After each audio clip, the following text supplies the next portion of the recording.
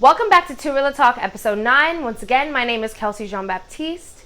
Thank you for all of the support along the way. I can't believe we made it here. I am so excited and I hope you are too. Let's quickly run through this disclaimer. Any views or opinions represented or expressed here do not necessarily reflect the position of Two Talk. Any content provided by guests are of their opinions and are not intended to malign any religion, ethnic group, club, organization, company, or individual. This week, the episode is a bit longer since it discusses schools reopening in the fall.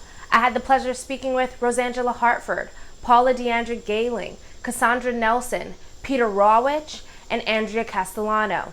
Let's take a look. Please briefly share your teaching history. I started teaching about 43 years ago. I was a teacher in New Hampshire, in Merrimack, New Hampshire, and I taught third grade there for 4 years. I was very lucky to be hired outside of Albany, New York, and taught in Albany area for 38 years. I was a first grade teacher. I am a second year Teach for America Corps member. I currently reside in the Rio Grande Valley, which is South Texas, and I teach 7th grade English language arts.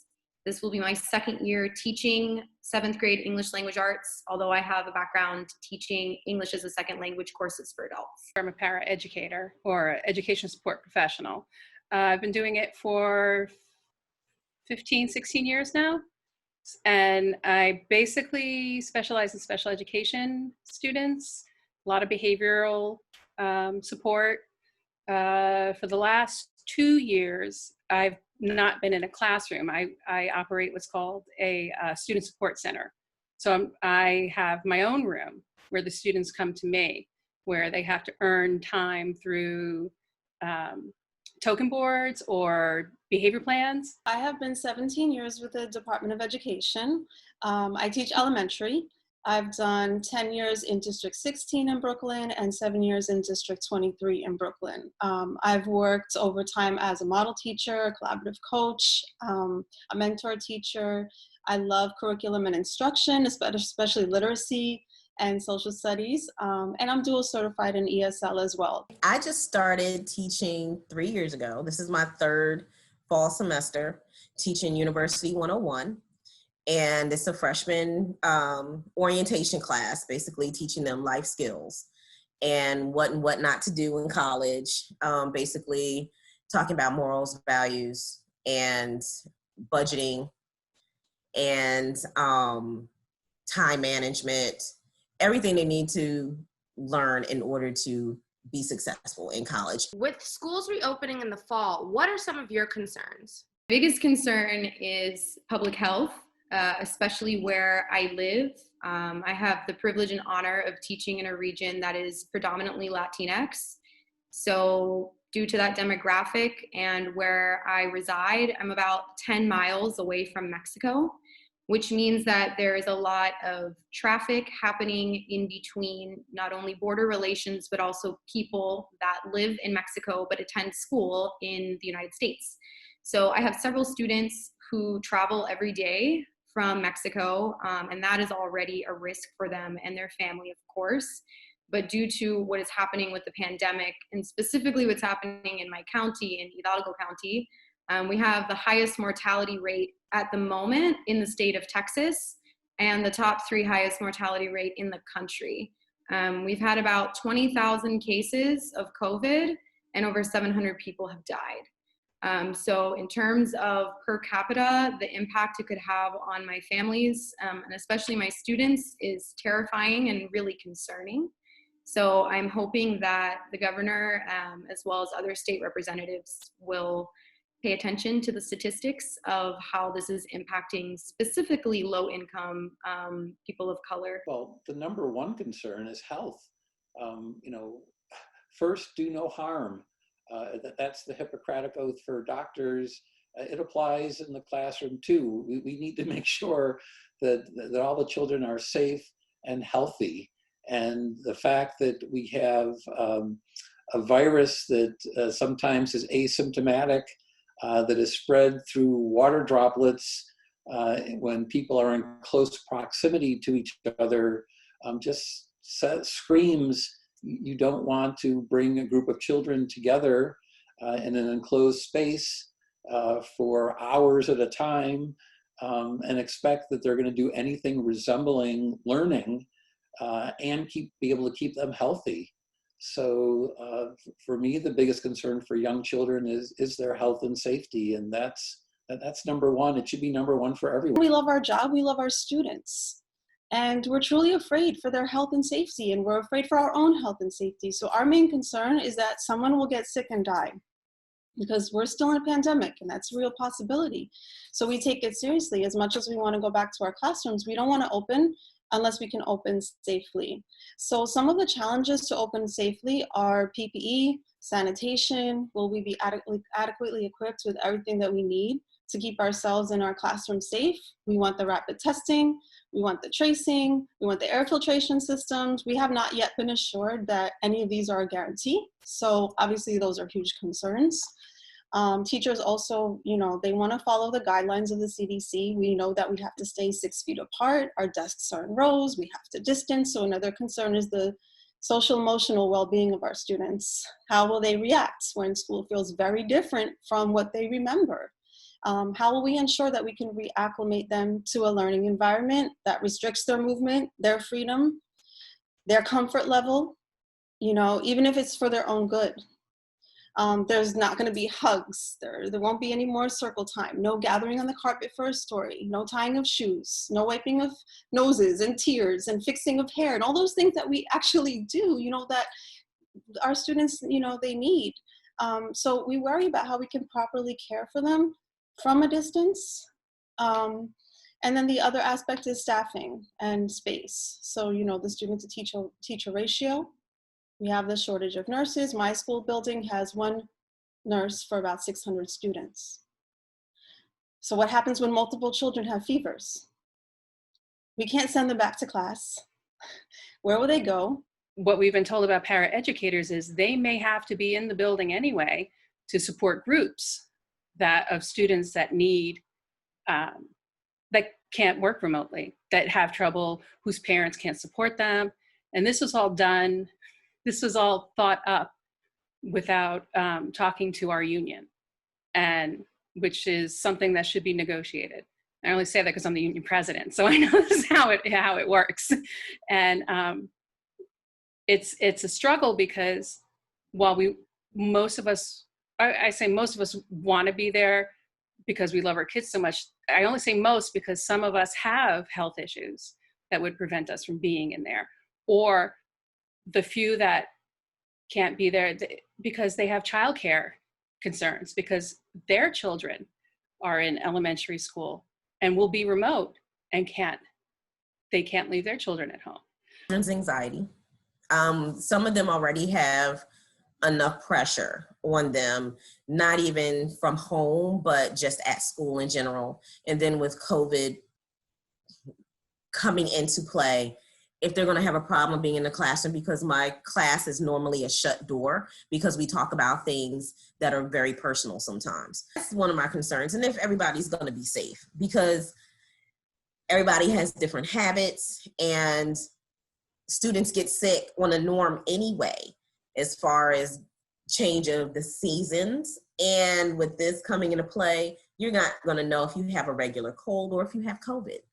And if your roommate is in there with you, both of you could have it. So it's hard.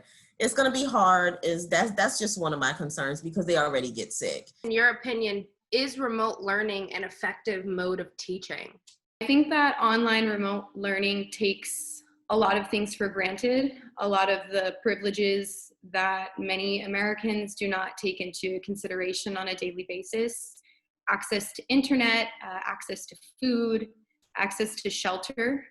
Due to the flooding and hurricane season that we are in, there are a lot of families who are at even a heightened risk for safety. And all of that combined makes school a little bit more vulnerable of a place. However, I think ultimately, when you look at the demographic of my student population, and thinking about insurance and thinking about how oversaturated our hospitals are in the area, it doesn't seem like a viable option. However, I will say that online distance learning platforms do not support all learners.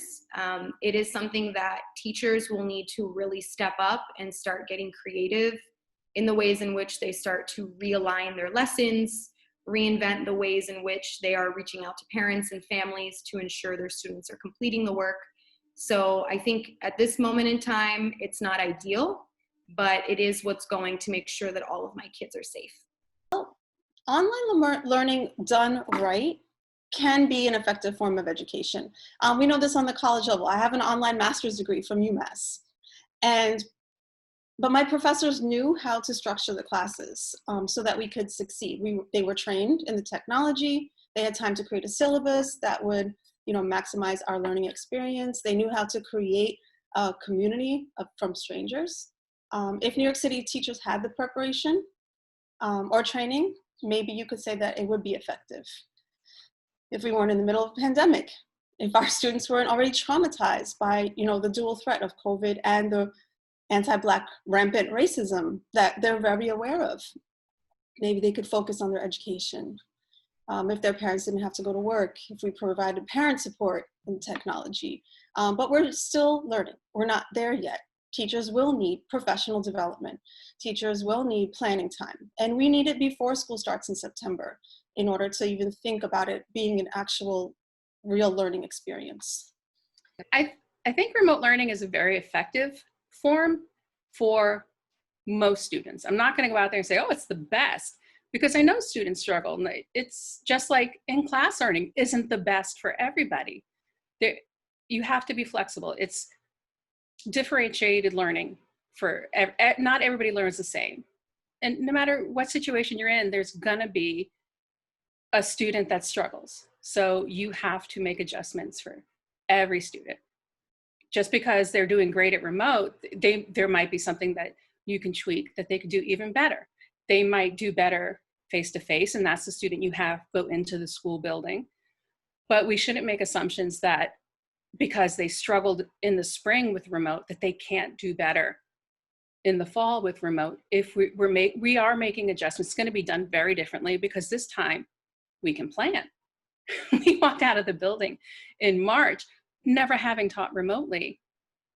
And I think we did remarkably well, considering, at least in our district, we did very well. The only concern I had then that I don't have now really is the use of the paraprofessionals, because we've learned so much since then on how we can utilize our teaching assistants, our educational support professionals, that we know what roles we can play. I think it can be. I think it all does depend on the student and the teacher, how they actually project the information that's given, because even face-to-face, it can be a struggle. So it depends on how the child learns. It depends on their attention span, and it just depends on the delivery and how exciting you make it. Because some lessons are going to be boring, whether you're in person or not, but I think it can be an effective tool, and it's technically going to be what happens in the future. It's going to be the wave of the future. So what are some strategies and or resources that teachers could use to make remote learning more engaging for a student? School is not the same as learning. School is optional. Learning is unstoppable. So if children need to stay at home, there's plenty of things that they can learn, whether it be in the kitchen, with cooking and measurements, taking care of pets, learning how to, clean their room, organize things, getting along with their siblings.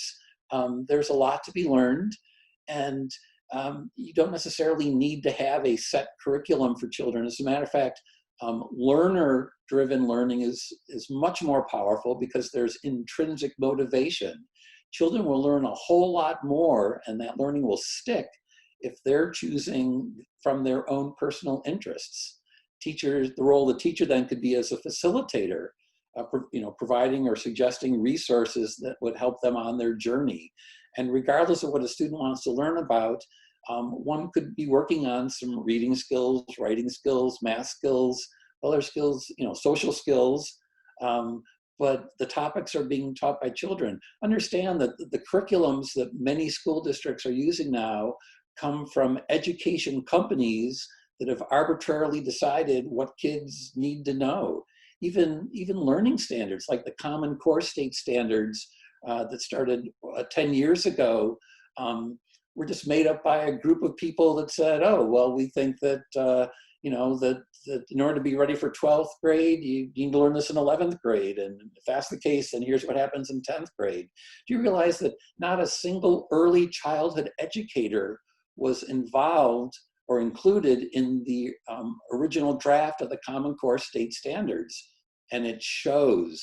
There's nothing in the expectations for kindergarten and first grade that even closely resemble at all how young children learn. Expecting all kindergartners by the end of kindergartner to have a collection of reading words and being able to read and write. All that extra reading and writing that was pushed down into kindergarten requires more sitting. Young children are not built to sit. So again, student-driven learning makes a lot of sense. A huge challenge during the spring semester. Participation fell. It became really common for a teacher to spend an hour more planning a lesson, and then you're delivering it to 3 or 4 children. I think all teachers would like to know what strategies they can use to increase student engagement. So what I do, I listen to the experts, Dr. Patina Love and Goldie Muhammad, Joe Trust, Dina Simmons, Pedro Noguera. There are so many amazing educators out there that have resources and wisdom to share. Like, there's no magic, easy answers, right? I think it starts with knowing your students, caring for your students, loving your students, fighting for what they need, regardless of consequence. And in education, always making engaging learning starts with building relationships. It comes from knowing your content inside and out, having that passion inside that translates into that meaningful discussion or activity that actually will move students through the curriculum. So The Cult of Pedagogy is by Jennifer Gonzalez, is something I've been listening to. She has an amazing podcast. She spoke of, establishing clear communication, consistency, support with technology, making the content available at any time. If you don't see your students' faces, you have to be okay with that. But as a teacher, they need to see your face. And they need to know that you're there for them, as well as simplifying the assignments, slowing down the pace. And lastly, I'd like to add, surveying those students often and informally, what do they need? How can you help? And keep humble and get that feedback so you can get better at what you're doing. Question, especially with working in 7th grade, I have that beautiful and vibrant, very colorful time, the 12 to 14 range, where they're going through puberty, they're going through an enormous amount of changes metacognitively. So making sure that they're engaged is really my #1 priority. I think teachers as well as administrators should really be taking into account what students are interested in. I also think that teachers need to start discussing current events from day one to let students know that they're being heard and that their investment in those issues is valued and necessary. So one way in which I'm going to do that is I'm going to provide a survey for my students, one that is anonymous, that they disclose to me maybe anything that's happening in their lives or topics that they feel need discussion. And then I'm also going to have a survey asking them questions about the ways in which they learn, maybe the ways that it was not effective in the past, and kind of having them design their own dream classroom to make them feel more in control from day one, because that is ultimately what's going to increase investment. And I think it's important to take into consideration that every student and every family has their own set of challenges in this moment, and we need to acknowledge them. And we also need to make sure that we're putting that into the way that we're creating our lessons. Depends on the personality, though. You can have all the resources in the world, but if that's not your personality, it's not going to work. It doesn't matter how you deliver that information. If you do not have the personality, if you're just a monotone person and you're teaching social psychology, or you're teaching calculus, or whether you're teaching art history, if that's just your personality and you're boring, it's going to come across in your teaching. So you can take all the training you want, but is it going to be helpful? Depends on the person. Right. It's common sense and being out there. You have to put yourself out there in order to be engaging. Because you know, if their picture is not up, if you cannot see those students, you know they're off doing something else, getting food and whatever. Many students are missing interpersonal interactions. Do you think there is a safe way to return to school and interact without spreading the virus? Well, I mean, we're talking about, at our school, we're talking about doing a meet your teacher kind of thing where it's set up by appointment, it's outside, the teacher would meet with the kids and the teacher, and the parents would all have to wear masks. It would be social distance outside.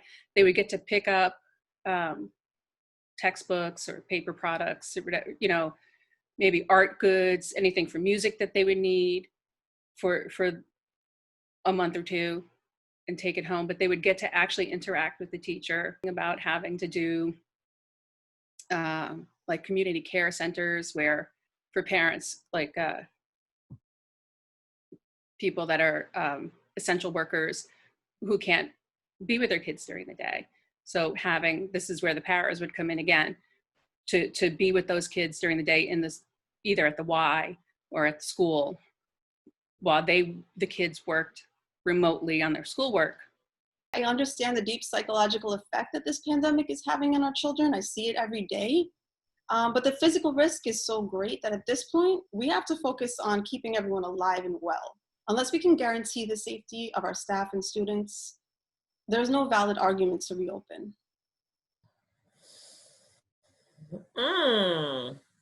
No, I don't think there's going to be any safe way they can. They can take all the precautions in the world, but we cannot dictate somebody's habits. We can tell people to wash their hands 15 times a day,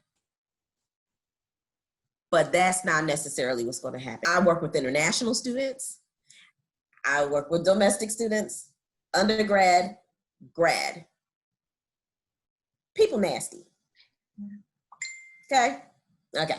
So again, we can take all the precautions. We can give them masks. They're going to be providing masks. They're going to be providing stuff to wipe down the tables once our class is done. They gave us wipes in the beginning as part of our packet to start U101. So they're taking all of their precautions to say, this is what we've done in order to bring our kids back on campus, in order to be safe. You know, they're trying. So USC is really, really trying, just like other schools are probably trying. But when you have people that travel and they're coming from other places, you don't know who they've come in contact with. You don't know that person could have been washing their hands 50 times. They could have had on their mask, but they could have touched something somebody else had. However, breathing in air that somebody else is spewing out the virus, you just don't know. And it's like, oh, you can get it this way. No, you can't get it this way. So I think there's some very difficult ways to make it happen. I'm very concerned at all of the quick and easy solutions that are being proposed, which basically is the hybrid learning model, or just send the kids back to school. But I think with some really difficult conversations and some innovative thinking without the box, we could probably come up with something. Outdoor learning is something that needs to be explored. Neighborhood-based. I have this vision that we could bring, we could look at a map of students in a school district, identify clusters of children in different neighborhoods, send out teachers and aides to these places, and create a cluster of 6 to 10 students, maybe even multi-age. They wouldn't all have to be the same age. And the kids would be able to learn. For my own students and from my own experiences, however, I know from the students I had, they are incredibly affectionate, compassionate. They're very loving. They're also in need of love. And so that comes sadly at a risk in terms of them being able to just control their innate habits of wanting to connect with their peers and their teachers. So I think honestly, the conversation needs to shift more so to what is the trauma that is it going to have on students being placed in plexiglass boxes, being in spaces that are honestly reflective of detention centers and prisons. I think looking at the way in which the environment is going to impact their metacognitive skills is something that's not being discussed. And although I would love to have my students in front of me so that I can give the most effective instruction, I know that seventh graders, as well as any children, really people in general, cannot be controlled. And in a flip of a switch, a student may have an outbreak. And after that happens, the long-term impacts for their health are not something I'm willing to really risk at this moment. So I'm trying to encourage students' families to stay at home because we really don't know what's happening also for other students' families, right? We want to assume that all parents are doing everything in their capacity to keep their children safe. The reality is several parents are still having to work 2 or 3 jobs that are putting their life in danger. However, that is survival. It's not something that they should be penalized for, but that comes, you know, in the out of that is students coming to school after interacting with family members who are sometimes on the front line. Is America having the right discussion about reopening schools? And if not, what would be the appropriate questions to start asking? We have to stop and we have to think about the students. So we should be asking what's best for them. Is it about the reading levels? Is that our main priority? Is it the ability to interact? Is that worth risking their lives, their families? Teachers know better than anyone how hard it will be to continue remotely. But the question should be not how do we go back to the way things were? So I want to point out that also the way that things were not working for everybody. Many schools have struggled to address like the inadequate facilities, lack of funding, low expectations, high rates of suspension, carceral environments, lack of safety emotionally and physically. And when you look at all of that, you should understand that we should not try to go back to this system the way it was. This is an opportunity to reevaluate our educational priorities, to build a stronger, like better version of what education should be. So the question about how do we get back to the way things were is not, it should be how do we create a newer and better system that nurtures and serves all our students. So teachers are ready to go back. They also know that they have to adapt to a new way of doing everything. So in the present moment, we have to like think outside the box, not be afraid of finding new structures and strategies and even change what they should be learning, because I think we can do better. That the United States is built on a hyper-productivity capitalist model that does not align with the idea of students being delayed in their learning. This is something that is ingrained in everything that we do in the United States, and so it seems very foreign for us to consider how productivity slowing may actually save lives. So I hope that the conversation starts to switch to ways that we can maintain public health at all costs, even if students are delayed in their learning experiences. I know that I would be able to sleep better at night knowing I did everything I could virtually and that all of my students are safe and alive rather than taking that risk. I also hope that the US starts to consider social and emotional skills trainings that teachers and administrators should be going through right now. Sadly, due to the mortality rate just in my area, I know that my students have experienced loss. Even just the impact of social media and the impact of just knowing that their community is at a heightened risk, on top of the trauma and all of the challenges they faced before in cases of being an immigrant family. I just don't see how social and emotional concerns can't be on the front line. I think it needs to be the first question that we ask is whether or not this is going to negatively impact our students in their emotional needs. So I hope that those conversations start to happen. I know that it's different in every state. Being in Texas, a predominantly conservative state, I know that those conversations are happening far less than maybe in other regions, but hopefully if there is a change in national leadership, we can begin to start unpacking those difficult questions. One size that fits all. So I talked a little bit earlier about outdoor learning.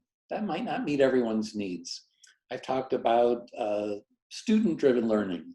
So that might not meet everyone's needs. And so I'm not sure that there's necessarily a national solution for everyone. I think each community really needs to address what's right for them. But there are certain things that would be appropriate for everyone. And so I think if it's a number one question, well, of course, the health I've already spoken to, we need to look through the lens of the health, but we should also be looking through the lens of the child. What's best for the child? Will Richardson has this vision of, what if we made, learning in schools as natural as learning in life? Just being able to let kids learn the way that their bodies and brains are built to learn, instead of imposing, certain curriculum, certain expectations on children. I think this is a wonderful opportunity, that this incredible pause that we've had in education is just an opportunity for everyone to really not think outside the box, but think without the box.